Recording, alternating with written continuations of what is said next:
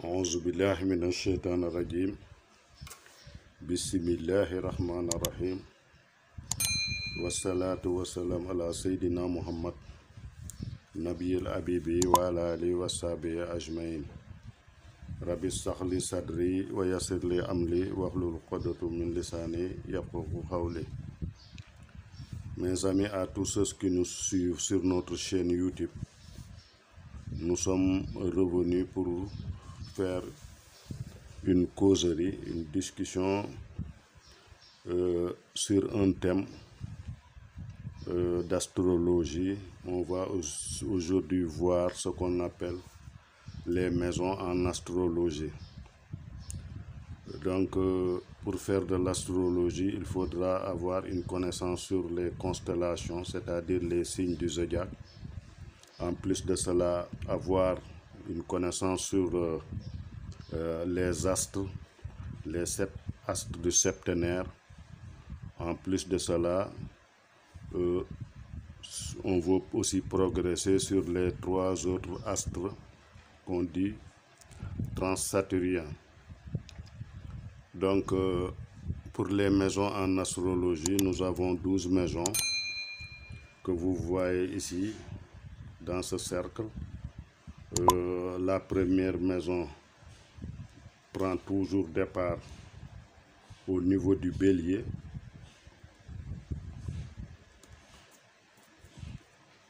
Au point vernal. Donc, elle est en analogie, la première maison, elle est en analogie avec le signe du bélier. Mais pour cela, pour connaître la première maison, du moment qu'elle est individuelle, au niveau de chaque individu, quand on étudie la carte du ciel d'un individu, il faudra tenir compte de sa date de naissance, du lieu de naissance, en même temps des coordonnées, c'est-à-dire l'endroit où il est né, pour pouvoir déterminer sa première maison au niveau de ce zodiaque que vous voyez. Il se pourrait que la personne qu'on étudie sa carte du ciel, si par exemple la personne est née entre donc le 22 mai et le 21 juin, donc entre le 22 mai et le 21 juin, il est normalement du signe Gémeaux. Donc il va se situer ici sur notre individu qu'on veut étudier, s'il est du signe Gémeaux. Par exemple, s'il était né entre le 23 octobre et le 22 novembre, il serait donc Scorpion. Il allait se situer ici à la maison du Scorpion entre 8 et 9. S'il était par exemple Capricorne, il allait se situer ici. Ça, c'est son soleil. Au moment où il naissait, l'endroit où se trouvait le soleil exactement dans le ciel étoilé. C'est pour cela qu'on dit que cette personne-là est soit Gémeaux, ou bien Balance ici, ou bien par exemple Sagittaire, Capricorne jusqu'à Poisson. Donc c'est au moment où il naissait, l'endroit où se trouvait le soleil, c'est ça qu'on dit que la personne est née dans ce signe. Mais pour savoir ces 12 maisons, il va falloir aussi déterminer son ascendant. Je vous disais, et je ne cesse de le dire, que l'ascendant est très important en astrologie pour pouvoir étudier les affaires d'une personne. Puisque cet ascendant, je vous l'ai dit tantôt, est calculé en tenant compte de la date de naissance, du lieu de naissance de l'individu et de l'heure exacte de naissance. C'est ce qui est un peu paradoxal, puisque beaucoup de gens ne savent pas exactement l'heure où ils sont nés. Mais pour pouvoir déterminer l'astre exact de l'individu, ses sacrifices et ses orientations nécessaires pour faire du coaching, il va falloir savoir l'heure de naissance approximativement, sans faire d'erreur, à 2 heures à peu près, quoi, puisque les constellations, ils bougent tous les 2 heures de temps pratiquement. Le bélier ne se trouve plus à l'endroit où il était, donc il a bougé. Et quand les constellations bougent, les maisons vont bouger avec, puisque l'ascendant va déterminer la première maison de l'individu. Donc si nous étudions cette personne qui a son soleil ici, et à quel que soit quel degré entre dans l'espace Gémeaux, on va dire que son soleil était là, cette personne-là est Gémeaux. Mais après avoir fait les calculs de coordonnées et de l'heure de naissance, plus la date, si l'ascendant nous amène, par exemple, ça, c'est la constellation qui se levait à l'est au moment où l'individu naissait. Donc si c'est la constellation si les calculs nous amènent ici, on dit que cette personne est Gémeaux, mais qui a son ascendant ici, donc au Cancer. La personne là, par exemple, il est Gémeaux,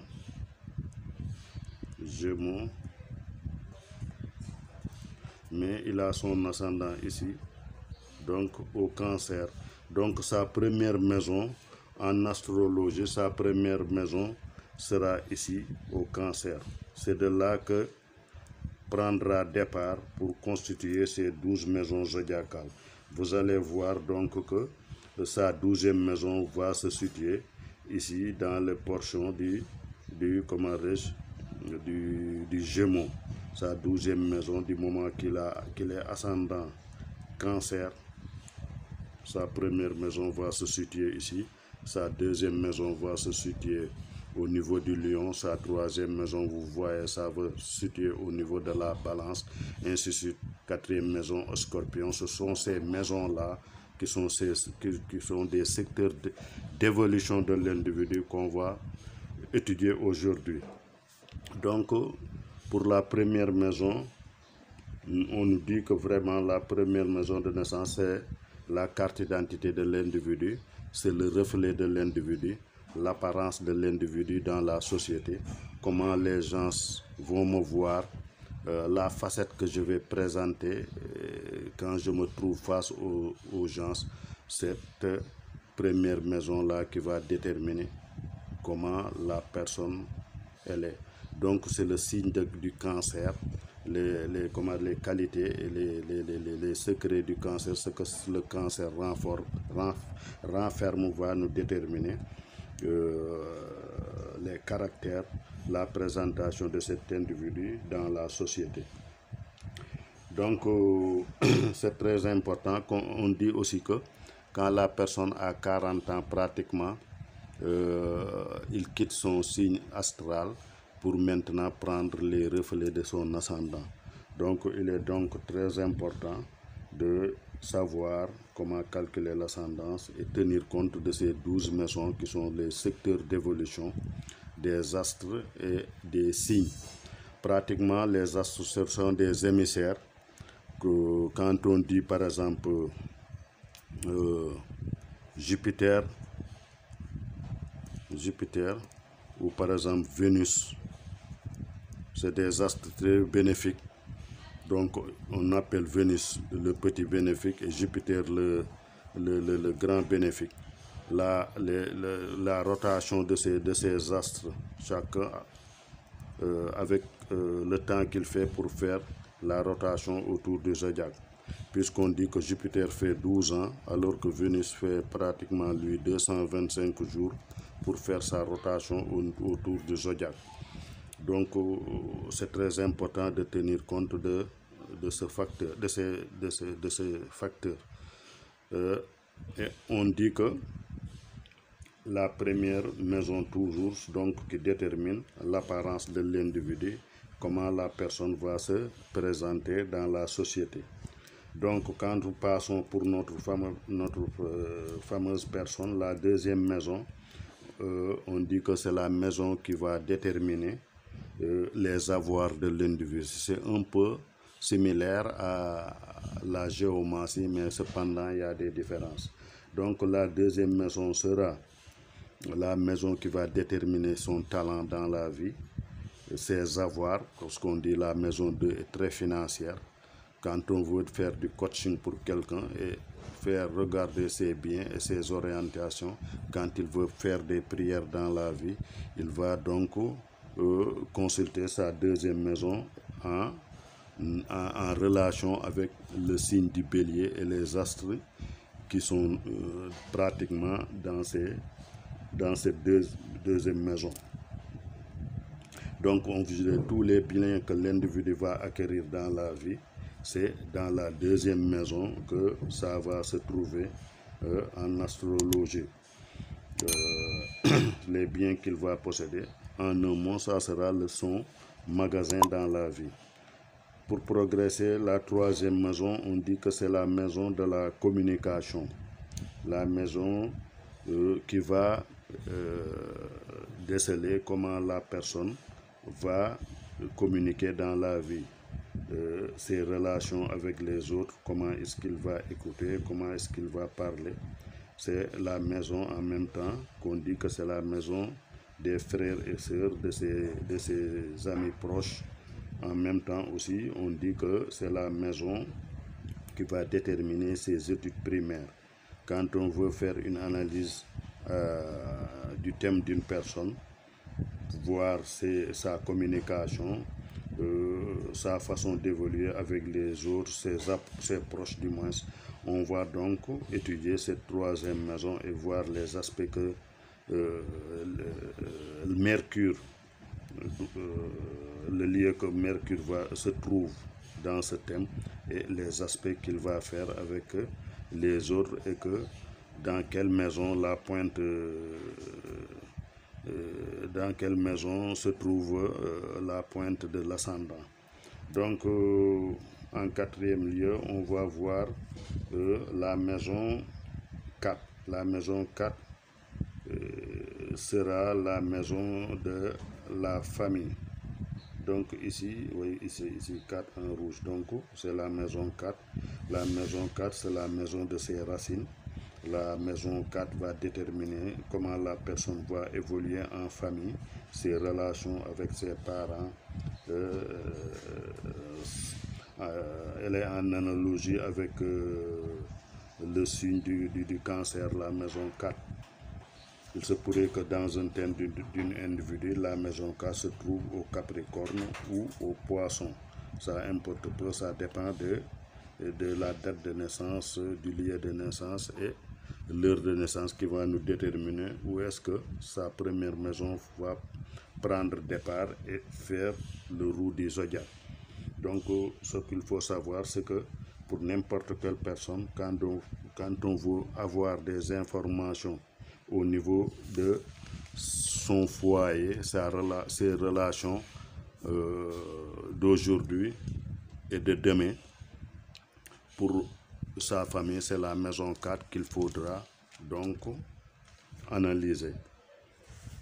Pour passer à l'autre maison, c'est la maison 5. La maison 5, on dit que c'est la maison de la créativité, c'est la maison des loisirs, c'est aussi la maison qui va déterminer le comportement, les activités que l'individu va mener dans sa vie, les secteurs où il sera très fort en loisirs. C'est aussi la maison des plaisirs, de la créativité.